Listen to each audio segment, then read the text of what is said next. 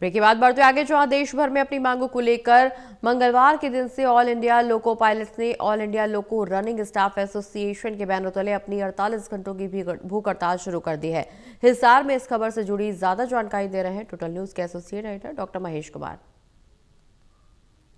भारतीय रेल के पहिए को चलाए रखने वाले लोग आज परेशानी की हालत में हैं।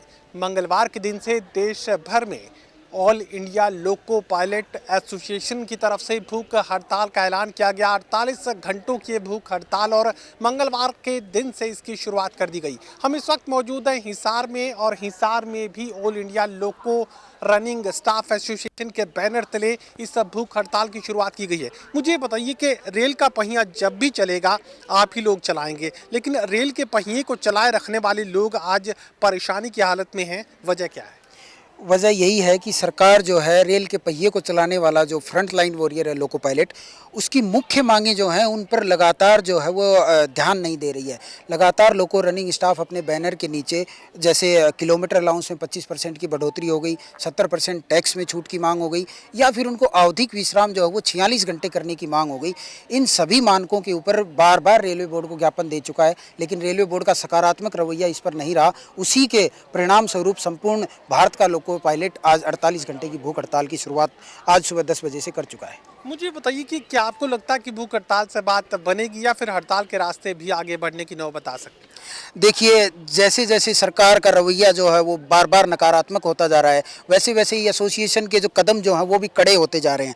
सर्वप्रथम हमने ज्ञापन के माध्यम से सरकार को हमारी जो जायज़ मांगी थी उनको उठाया था कि हमारी ये मांगी जायज़ है। रेल के सुरक्षित संचालन के लिए कम से कम रेल के सुरक्षित संचालन को ध्यान में रखते हुए हमारी मांगों को पूरा किया जाए। हम कोई व्यक्तिगत बेनिफिट नहीं चाहते हैं, हम कोई जो अन्य रेल का स्टाफ है उससे अलग कोई अधिकांश लाभ नहीं चाहते हैं।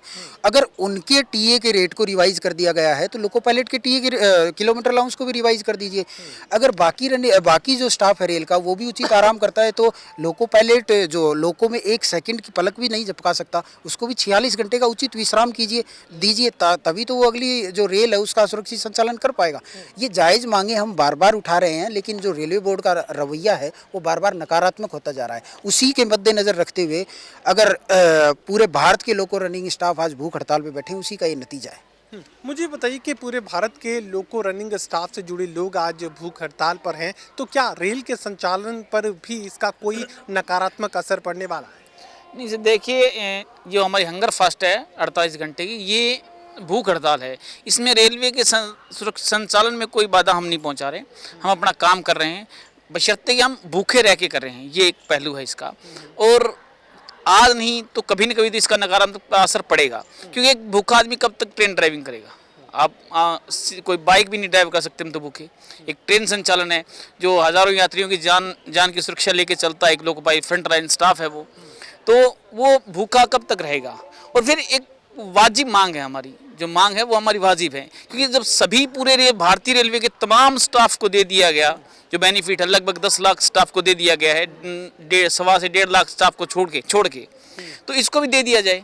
और हमारा कोई व्यक्तिगत लाभ, कोई ऐसा डिमांड नहीं है जो बाकी स्टाफ को ना मिले या बाकी किसी से अलग हो, ऐसी कोई डिमांड नहीं है। जो नॉर्मल है, जो सीपीसी के रूल के साथ आत रही है, तो उसके बावजूद भी अगर हमारे साथ इस तरह का अन्याय ही कहेंगे इसे कि बाकी सबको दे दिया जाए, एक स्टाफ को छोड़ दिया जाए, लेकिन बाकी हम हमारी तरफ से पूरी कोशिश कर रहे हैं कि रेल का सुरक्षित संचालन चलता रहे। चलिए, गांधीगिरी के रास्ते अपनी मांगों को मनवाने की कोशिश all India loco pilot running association की तरफ से की जा रही है। साफ तौर से ये बात कहने की कोशिश कि भूखे रहकर अपने काम को अंजाम वो दे रहे हैं, रेल के पहिए को गतिमान वो बनाए रख रहे हैं, लेकिन जब तक उनकी मांगों को पूरा नहीं किया जाएगा ये संघर्ष यूं ही जारी रहेगा। सहयोगी कमल के साथ doctor Mahesh Kumar, total news, Hisar.